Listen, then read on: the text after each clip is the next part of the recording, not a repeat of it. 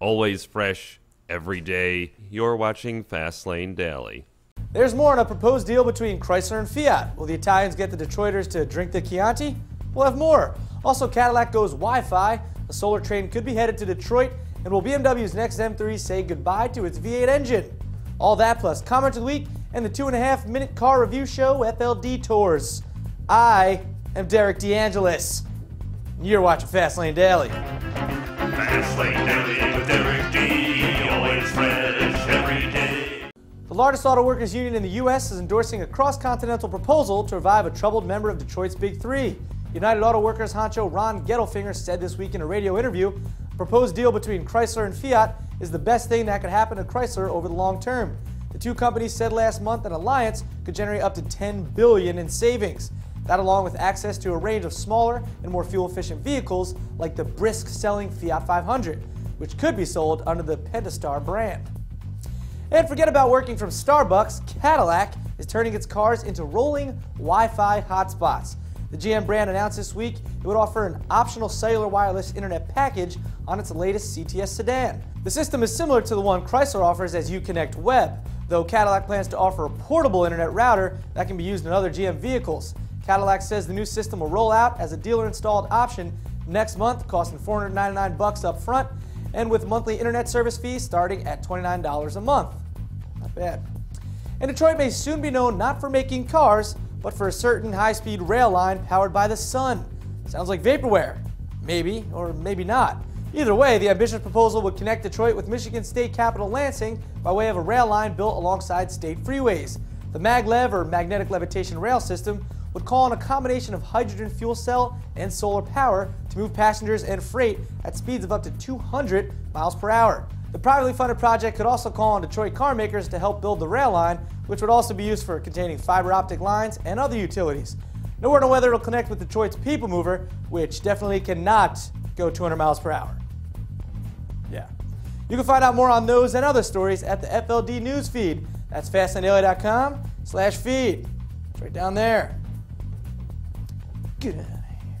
And don't forget to subscribe to Fastlane Daily on YouTube. Subscribe, okay? Next up, comment of the week, our 2.5-minute car review FLD tours, and BMW's M Performance division takes it down a notch. That's in the Internet Rumor Mill coming up after this. FastlandDaily.com, you can be the editor-in-chief. You just go to FastlandDaily.com/feed, submit your stories. Also, we're on Tumblr, Alan. You know that? You know that, Linz? What's Tumblr? Tumblr.FastlandDaily.com. Go there, and you can catch up on the production. Also, for you Twittering folk, Twitter.com/FastlandDaily. Go there, and you know we keep you up to date, like up to the minute stuff of what we're doing. So go check that out. Right? And welcome back. You know what time it is? It's Comentador del Tiempo de la Semana. Commenter of the week. Comment our show. Yeah, commenter of the week. Comments. This week's comment is in regard to the Terrafusion plane car, plane, automo plane, whatever. Anyway, Shai Kinu said, "That's nice, but I think I will wait for my hybrid diesel VTOL with a streets and air traffic controller integrated GPS, XM, adaptive land and air cruise control, leather heat and cool seats, defrost windshield, run flats, daytime, nighttime running lights, refrigerated glove box with passenger side airbags, and parachute that come with a second update cycle and a roll cage for those heavy falls." Well, Shaika Kainu, however the hell you say your name, I saw it in person yesterday and it's pretty much as a plane that happens to be street legal. But I'd like your take on the whole options that may be available in the future on the sport crossover utility flying vehicle soccer mom sedan. Keep the comments a-flowing. We read them, we enjoy them. Moving on. With emissions and fuel economy standards tightening in Europe and the US, some are predicting the death of sports cars. BMW says it won't let that happen. The company confirmed this week its next generation M3 will get power not from a V8, but a turbocharged 6-cylinder engine. That from the boss of BMW's M Group, who also says the next generation 1 Series gets its own M-powered variant. Ludwig Willich told a media roundtable the next generation M3 is due in 2013. The move is seen by some BMW fans as a return to the company's M roots, considering the first M3 was powered by a 4-cylinder engine, with subsequent models sporting the company's inline 6. No word on whether the new M3 would get a single or twin-turbo 6, but Willis said the new engine will not be based on the 3-liter twin-turbo inline 6 used in the current 335i. Expect more details to emerge in time for the Frankfurt Motor Show later this year. And is the Dodge Challenger just a burnout machine, or is it a muscle coupe with a dark secret? Find out in this week's FL Detours with the pork-chopped one himself, Matt Farah, right now. What's up, everybody? I'm Matt Farah from Garage419.com, and today on FL Detours, we're driving the 2009 Dodge Challenger SRT8, 425 horsepower, and a 6-speed.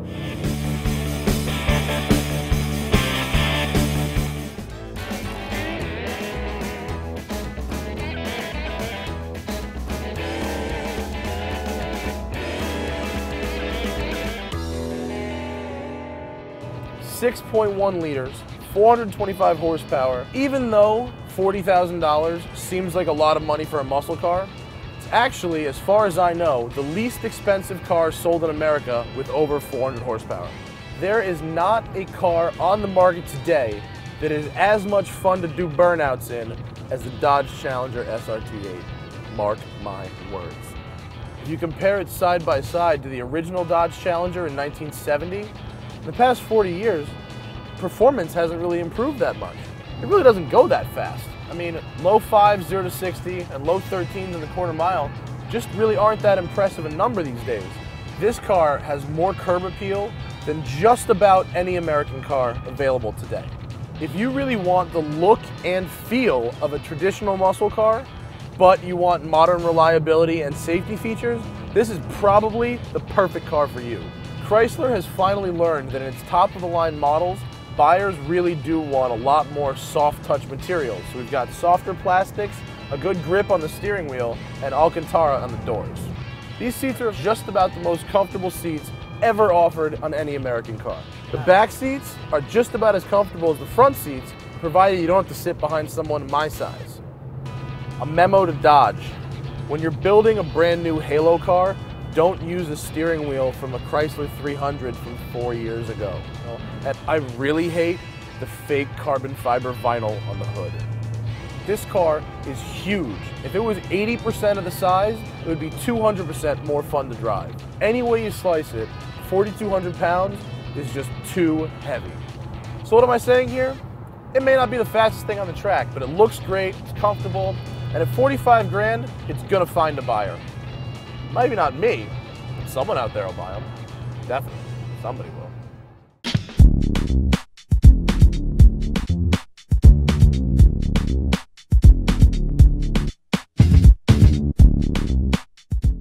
Thanks, Matt. Well, that about does it for Fastlane Daily today. I am Derek D. You guys have a lovely weekend, and I gotta be professional as possible. Goodbye now. You are all good people. Don't have a cow.